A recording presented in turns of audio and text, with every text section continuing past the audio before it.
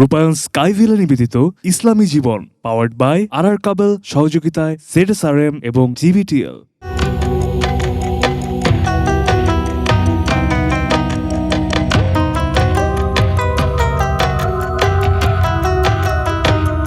আসসালামু আলাইকুম রহমতুল্লাহি আবরাকাতুহু। যে যেখান থেকে আমাদেরকে দেখছেন আপনাদের সকলকে স্বাগত জানাচ্ছি।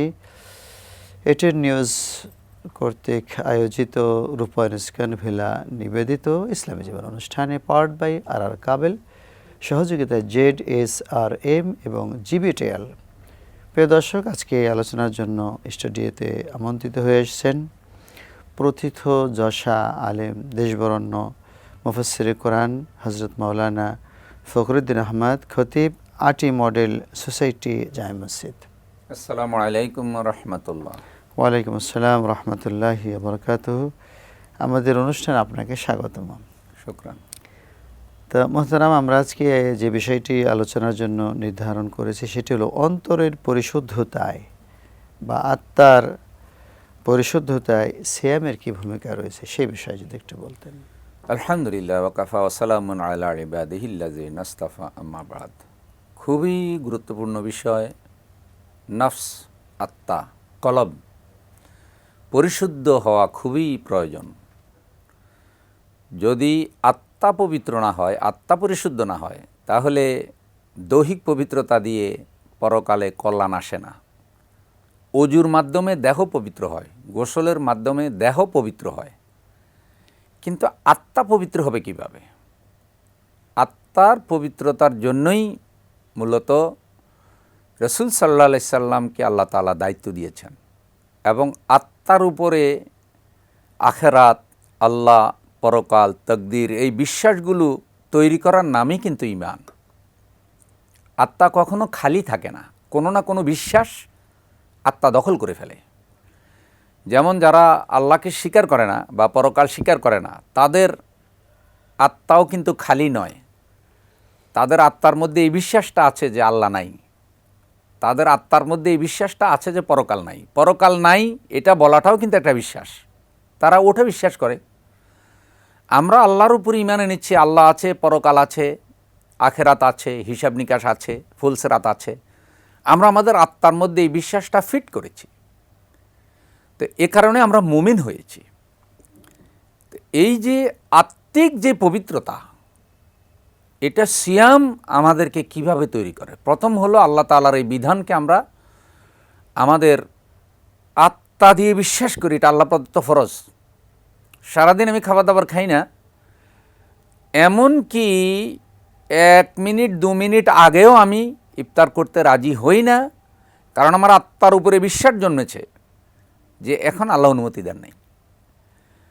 তো এই যে পবিত্র যে আত্মা, এইটাই পবিত্র আত্মা, যে আত্মার মধ্যে আল্লাহ তাআলার বিশ্বাস, ভালোবাসা, আল্লাহর হুকুম আহকামের প্রভাব রয়েছে। এই জন্য রসুল সাল্লাল্লাহু আলাইহি সাল্লাম আল্লাহ তাআলার কাছে কিন্তু দোয়া করতেন, ইয়া মুকাল্লিবাল কুলুব সাব্বিত কলবি আলা দীনিক। হে অন্তরের পরিবর্তনকারী আল্লাহ, তুমি আমার অন্তরকে তোমার দ্বীনের উপরে কায়েম রাখো। হ্যাঁ, আত্মার সাথে কিন্তু ইবাদতের সম্পর্ক। ইন্নামাল আমালু বিন্নিয়াত, হাদিসে এসেছে প্রতিটি আমল কিন্তু নিয়তের সাথে সম্পৃক্ত। মানে আপনি আত্মার মধ্যে যে নিয়তটা করবেন নফসের ভিতরে, ওই অনুযায়ী আপনি ফলাফল পাবেন। তো এই জন্য আত্মিক পবিত্রতা খুবই প্রয়োজন। আত্মা পবিত্র, দেহ পবিত্র হয়ে যাবে। আত্মা অপবিত্র, দেহ কিন্তু অপবিত্র থাকবে। আপনি নামাজ রোজা যাই করেন, আত্মা পবিত্র না হলে আপনার ওই নামাজ রোজাও কিন্তু পবিত্র হবে না। নামাজে গিয়া জুতা চুরি করবে, হজে গিয়া ধরেন সেখানেও খারাপ কাজ করবে, কারণ তার আত্মা কুলুষিত এখনও। এই জন্য রসুল সাল্লাল্লাহু আলাইহি সাল্লাম আল্লাহর কাছে দোয়া করতেন, এবং হাদিসে এসেছে আত্মার পবিত্রতার জন্য দোয়া করতেন, এবং হাদিসে এসেছে ইদা সলুহাল জাসাদু কুল্লুহু ওয়া ইদা ফাসাদাল জাসাদু কুল্লুহু আলা ওয়া হিয়াল কালব। যে সাবধান, তোমাদের দেহের মধ্যে একটা গোশতের টুকরা আছে, এটি যদি অসুস্থ হয় পুরা দেহ অসুস্থ হয়ে যাবে। এটি যদি সুস্থ থাকে পুরা দেহ সুস্থ থাকবে, সেটা হলো কলব। আর মাহে রমজান হলো কলবের খাদ্য। দেহের খাদ্য কি? খাবার দাবার, খেজুর, জাগতিক যত নিয়ামত, এগুলি দেহের খাবার। আত্মার খাবার কি? নামাজ, রোজা, হজ, জাকাত, জিকির, আজকার, এই যে বসে বসে ফিকির করা, ইন্না ফি খালকিস সামাওয়াতি ওয়াল আরদ ওয়া ইখতিলাফিল লাইলি ওয়ান নাহার, সৃষ্টি জগৎ নিয়ে গবেষণা করা, আখেরাত নিয়ে ফিকির করা, এগুলি হলো আত্মার খোরাক। দেহের রাজধানী কিন্তু কলব। একটি দেশের রাজধানী থেকে যেমন দেশ কন্ট্রোল হয়, কলব থেকে কিন্তু পুরো বডি কন্ট্রোল হয়। এবং আমাদের অঙ্গ প্রত্যঙ্গের উপরে আত্মার প্রভাবই বেশি। একটা মানুষ যখন খারাপ কাজ করে, ওই খারাপ কাজের চিন্তাটা আগে আত্মার মধ্যে আসে, তারপরে অঙ্গ প্রত্যঙ্গ সেটা বাস্তবায়ন করে। এই জন্য আত্মা যদি ঠিক হয়ে যায়, কলব যদি ঠিক হয়ে যায়, তাহলে অঙ্গ প্রত্যঙ্গ ঠিক হয়ে যাবে, লোকটা জান্নাতি মানুষ হয়ে যাবে। অসংখ্য ধন্যবাদ। তো আমরা একটি বিরতি নিচ্ছি, বিরতির পর আবারও ফিরে আসবো ইনশাআল্লাহ।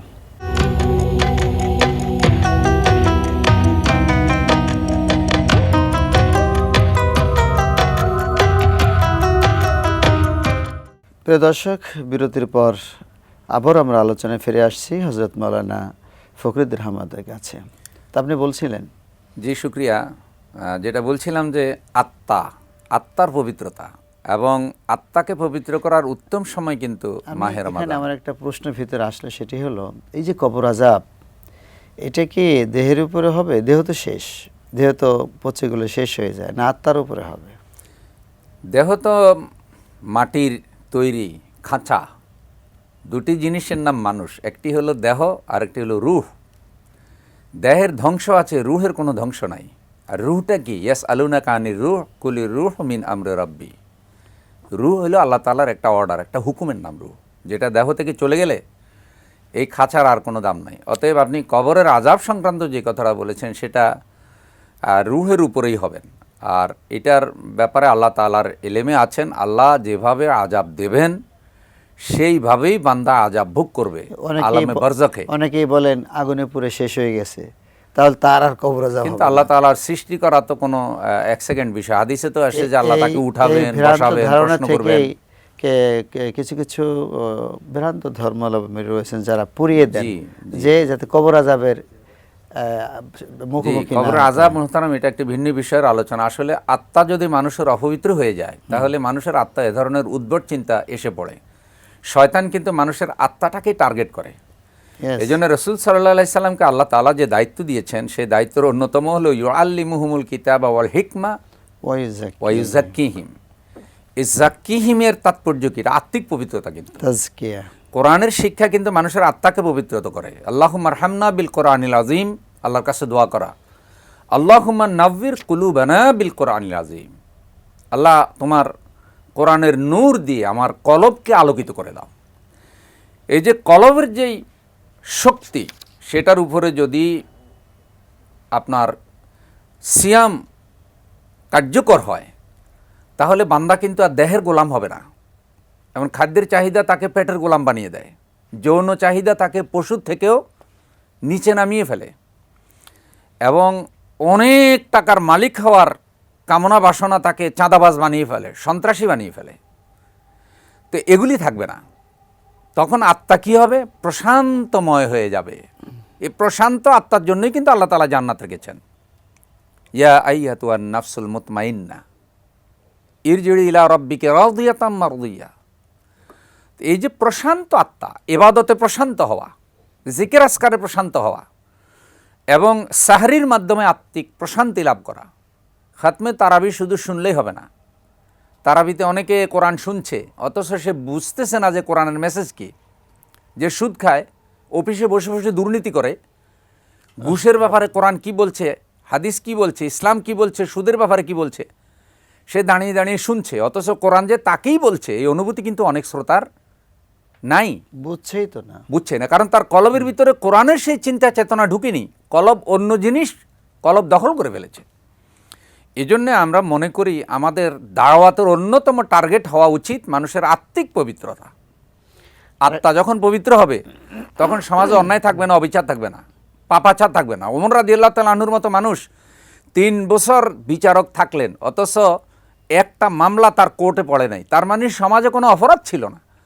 জাহিলি যুগে এটা যদি তারা পারেন, কি দিয়ে পেরেছেন? কোরআন দিয়ে পেরেছেন। এবং তারা যদি এত সুন্দর একটা পবিত্র সমাজ ব্যবস্থা তৈরি করতে পারে, ইসলামী খেলাফত, তাহলে 90% মুসলমানের বেশি দেশ বাংলাদেশ, ছোট্ট আল্লাহর এই সৃষ্টি জগতের মধ্যে একটা বিন্দুর মতো ক্ষুদ্র একটা বাংলাদেশ, আমরা কেন এটাকে কোরআন হাদিস দিয়ে আলোকিত করতে পারবো না? আজকে দেহের আত্মা, রাষ্ট্রের আত্মা নষ্ট হয়ে গেছে কলব। রাষ্ট্রের কলব কারা? যারা রাষ্ট্রকে উঠায় নামায় পরিচালনা করে। ওই কলবগুলো পবিত্র হোক, রাষ্ট্র পবিত্র হয়ে যাবে। ওই কলবগুলো পবিত্র হোক, রাষ্ট্র পবিত্র হয়ে যাবে। ওই কলবগুলোর আত্মা যদি কোরআন হাদিসমুখী হয়, ওই আত্মাগুলি, কলবগুলি, দেহের যে আত্মা, দেহ তো পরিচালনা করে কলব। দেখেন কোরআনে এসেছে, ইনতুবদু মাফি আনফুসিকুম আও তুখফুহু ইউহাসিবকুম বিহিল্লাহ। তার মানে আপনি আত্মা দিয়ে খারাপ কিছু চিন্তা করারও অনুমতি আপনার নাই। অন্তরে খারাপ চিন্তা আসবে, 1 সেকেন্ড লালন করবেন না, আবার এটা দূর করে দেবেন। যেমন নামাজের নিয়ত করলে অনেক সময় অন্তরে খারাপ চিন্তা আসে, বলে যে নামাজের নিয়তের আগে তো এত চিন্তা ছিল না, যখনই তাকবীরে তাহরিমা করে নামাজ শুরু করলাম তখনই কলবের ভিতরে বিভিন্ন চিন্তা আসা শুরু। তার মানে শয়তান ওই কলবটাকেই টার্গেট করে। তো আমরা আলোচনার একেবারে শেষ পর্যায়ে এসে গেছি। তো আমরা কিভাবে বুঝবো এই যে রমজান আসলো, রমজানের শেষের দিকে, ধরুন 28, 29 এই সময়, মোটামুটি তো প্রায় শেষের দিকে, আমরা কিভাবে বুঝবো যে আমাদের আত্মা পরিশুদ্ধ হয়েছে? দেখুন, যখন নেকামল আপনার ভালো লাগবে, ভালো কাজ ভালো লাগবে, খারাপ কাজে আপনি কষ্ট পাবেন, তখন বুঝবেন আপনার আত্মা পবিত্র হচ্ছে। সুবহানাল্লাহ বলেছেন ভালো লাগলো, আলহামদুলিল্লাহ বলেছেন ভালো লাগলো। খারাপ কাজ দেখলেই খারাপ লাগে, খারাপ কাজ দেখলে আপনার অন্তরে কষ্ট লাগবে। এবং খারাপ কাজ কিভাবে সমাজ থেকে দূর করা যায় বা একজন ব্যক্তি থেকে দূর করে ওই ব্যক্তিটাকে কিভাবে পরিশুদ্ধ করা যায়, যখনই আপনার ভিতরে ফেরেশানিটা কাজ করবে তখনই আপনি বুঝতে পারবেন আলহামদুলিল্লাহ আপনার আত্মা পবিত্র হচ্ছে। এই জন্যে খারাপ যারা আছেন তাদেরকে দাওয়াতের টার্গেট বানানো, কিন্তু তাদের আদর্শ গ্রহণ করা না। মনে রাখবেন, দুধের মধ্যে যদি পেশাব পড়ে যায় তাহলে দুধ নষ্ট হবে, পেশাবের ক্ষতি হবে না। এই জন্য একজন ভালো মানুষ যখন কোনো খারাপ মানুষকে দাওয়াতের জন্য টার্গেট করে, যদি দেখা যায় যে খারাপ মানুষটার প্রভাব এত বেশি, তার মধ্যে যতটুকুন ভালো শক্তি আছে, প্রভাব আছে, অতটুকু দিয়ে ও তাকে কন্ট্রোল করতে পারবে না, উল্টো ভালোকে সে খারাপ বানিয়ে ফেলবে, তাহলে তার সান্নিধ্য এড়িয়ে চলা। যে ওকে দাওয়াত দিতে গেলে আমি আক্রান্ত হয়ে যাওয়ার, মানে আত্মা আক্রান্ত হয়ে যাবে, আত্মা আক্রান্ত হয়ে যাবে, তাকে টার্গেট এড়িয়ে চলা। অসংখ্য ধন্যবাদ। অত্যন্ত যুক্তিপূর্ণ এবং কোরআন হাদিসের নিরিখে আপনি আলোচনা করেছেন। তো প্রিয় দর্শক, আজকে আমাদের বিদায় নিতে হচ্ছে। প্রতিদিন এই সময়ে এটিএন নিউজে অনুষ্ঠান চলছে এবং রমজানের শেষ পর্যন্ত চলবে। সকলকে এই অনুষ্ঠান দেখার সাদর আমন্ত্রণ জানিয়ে শেষ করছি। আসসালামু আলাইকুম ওয়া রাহমাতুল্লাহি ওয়া বারাকাতুহু।